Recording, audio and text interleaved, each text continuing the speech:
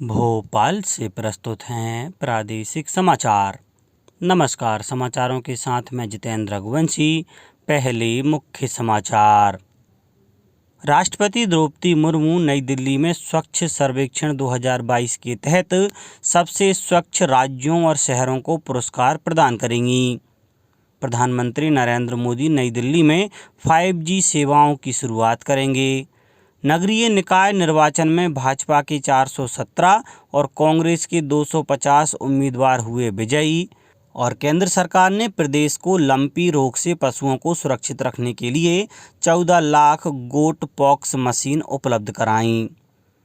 अब समाचार विस्तार से। राष्ट्रपति द्रौपदी मुर्मू नई दिल्ली में स्वच्छ सर्वेक्षण 2022 के तहत सबसे स्वच्छ राज्यों और शहरों को पुरस्कार प्रदान करेंगी। यह पुरस्कार कचरा मुक्त शहरों के दृष्टिकोण को लेकर स्वच्छ भारत शहरी अभियान की दूसरी वर्षगांठ के उपलक्ष्य में दिए जाएंगे। पुरस्कार समारोह में देश के कई गणमान्य व्यक्ति शामिल होंगे और विभिन्न श्रेणियों में 160 से अधिक पुरस्कार दिए जाएंगे। युवा मामले और खेल मंत्री अनुराग सिंह ठाकुर उत्तर प्रदेश के प्रयागराज में राष्ट्रव्यापी स्वच्छ भारत 2022 का शुभारंभ करेंगे।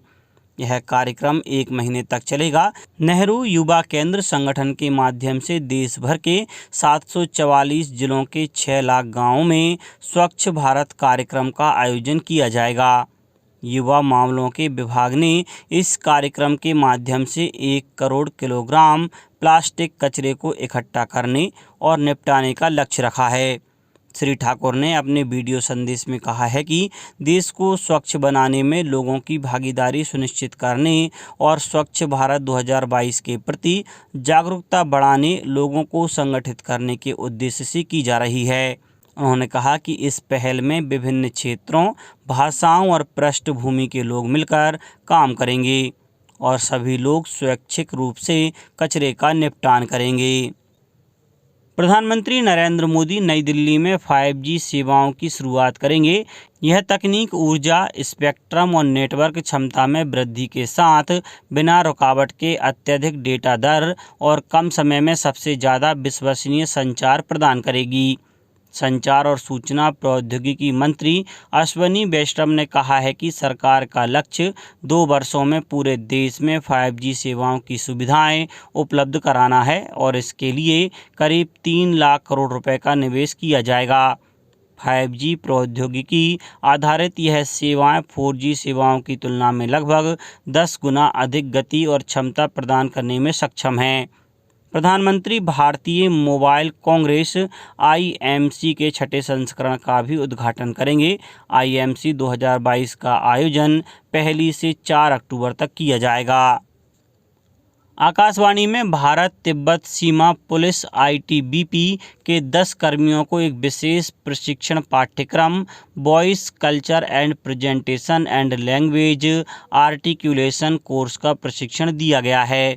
इसे विशेष रूप से बल के अनुरूप बनाया गया था। आकाशवाणी नई दिल्ली में प्रशिक्षण कार्यक्रम का समापन समारोह आयोजित किया गया। आकाशवाणी के समाचार सेवा प्रभाग की महानिदेशक वसुधा गुप्ता ने समापन समारोह की अध्यक्षता की और ITBP कर्मियों को प्रमाण पत्र प्रदान किए।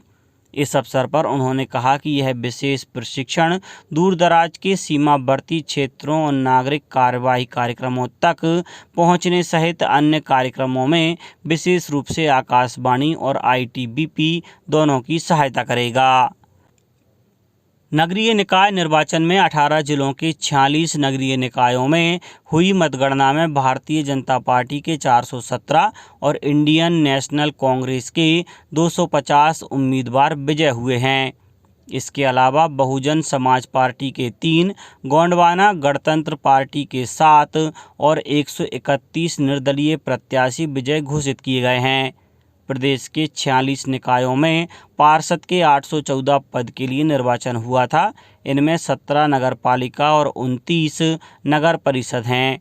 यहां गत 27 सितंबर को मतदान कराया गया था। जनजातीय कार्य विभाग द्वारा CM राइज विद्यालयों के शिक्षकों के लिए 26 सितंबर से आयोजित 5 दिवसीय प्रशिक्षण शिविर का शुक्रवार को समापन हुआ। भदभदा रोड स्थित राष्ट्रीय कृषि विस्तार एवं प्रशिक्षण संस्थान में आयोजित इस शिविर में प्रदेश भर के 100 माध्यमिक विद्यालय स्तर के शिक्षक शामिल हुए। इस शिविर में अजीज प्रेमजी फाउंडेशन के विशेषज्ञों ने शिक्षकों को भाषा की प्रकृति, व्याकरण शिक्षण और साहित्य का सौंदर्य बोध एवं समाज बोध विषय पर प्रशिक्षण दिया। साथ ही उनके लिए सामान्य गणित और बीज गणित का विकास एवं चिंतन पर आधारित कई विषयों पर विभिन्न सत्र करवाए गए। शिक्षकों को बरखेड़ी स्थित सीएम राइज विद्यालय का शैक्षणिक भ्रमण भी करवाया गया। इसमें विद्यालय द्वारा अपनाए जा रहे सराहनीय नवाचारों के बारे में बताया गया। केंद्र सरकार द्वारा प्रदेश को लंपी रोग से पशुओं को सुरक्षित रखने के लिए 14 लाख गॉट पॉक्स वैक्सीन उपलब्ध कराई गई हैं। टीकाकरण के लिए 4 केंद्र इंदौर, भोपाल, ग्वालियर और उज्जैन निर्धारित किए गए हैं। इंदौर में करीब 5,34,000, भोपाल में 3,45,000, ग्वालियर में 2,87,000 और उज्जैन केंद्र में शामिल जिलों को 2,32,000 वैक्सीन पहुंचा दी गई हैं।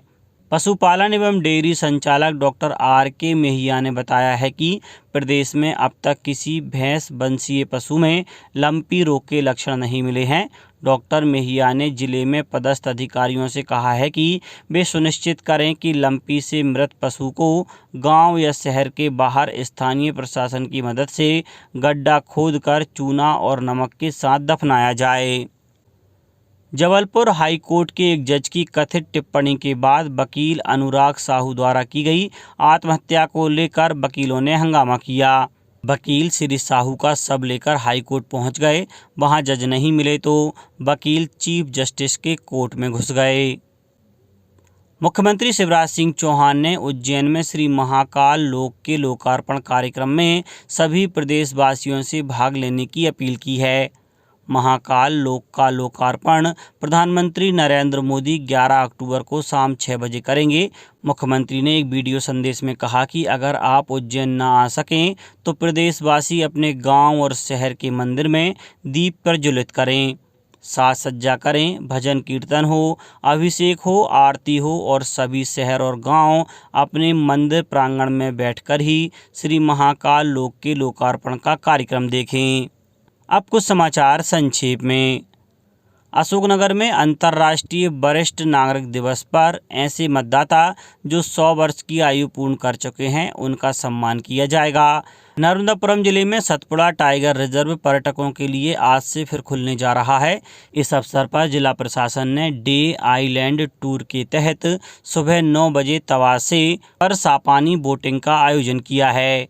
खंडवा में 2 अक्टूबर को स्वामित्व दिवस मनाया जाएगा। जिला स्तर पर जिला प्रभारी मंत्री और स्थानीय जनप्रतिनिधियों की उपस्थिति में कार्यक्रम संपन्न होगा। मुख्यमंत्री शिवराज सिंह चौहान ने कल सपरिवार सीहोर के रेहटी स्थित ग्राम सलकनपुर मां विजयासन देवी के दर्शन किए। बैतूल में स्वास्थ्य विभाग द्वारा आज से 7 अक्टूबर तक 5 दिवसीय जिला स्तरीय स्वास्थ्य शिविर का आयोजन किया जाएगा। छिंदवाड़ा जिले में शासकीय महाविद्यालय चांद के स्वामी विवेकानंद कैरियर मार्गदर्शन विभाग द्वारा 55 छात्रों के दल को औद्योगिक भ्रमण कार्यक्रम के अंतर्गत FDDI, CII और ATDC इमली खेड़ा प्रशिक्षण केंद्रों का भ्रमण कराया गया। जबलपुर हाई कोर्ट ने अधिसूचित क्षेत्र में नियमानुसार ग्राम सभा की सहमति के बिना बांध के लिए भू अधिग्रहण के रवैये को चुनौती देने वाली जनहित याचिका पर जवाब मांगा है। और शिवपुरी में कल पूर्व केंद्रीय मंत्री स्वर्गीय माधवराव सिंधिया की पुण्यतिथि के मौके पर निःशुल्क स्वास्थ्य शिविर सहित विभिन्न कार्यक्रम आयोजित किए गए। अंत में मुख्य समाचार एक बार फिर। राष्ट्रपति द्रौपदी मुर्मू नई दिल्ली में स्वच्छ सर्वेक्षण 2022 के तहत सबसे स्वच्छ राज्यों और शहरों को पुरस्कार प्रदान करेंगी। प्रधानमंत्री नरेंद्र मोदी नई दिल्ली में 5G सेवाओं की शुरुआत करेंगे। नगरीय निकाय निर्वाचन में भाजपा के 417 और कांग्रेस के 250 उम्मीदवार हुए विजयी। और केंद्र सरकार ने प्रदेश को लंपी रोग से पशुओं को सुरक्षित रखने के लिए 14 लाख गोट पॉक्स मशीन उपलब्ध कराई। इस बुलेटिन में इतना ही। घर पर रहिए, सुरक्षित रहिए और सुनते रहिए प्रादेशिक समाचार। नमस्कार।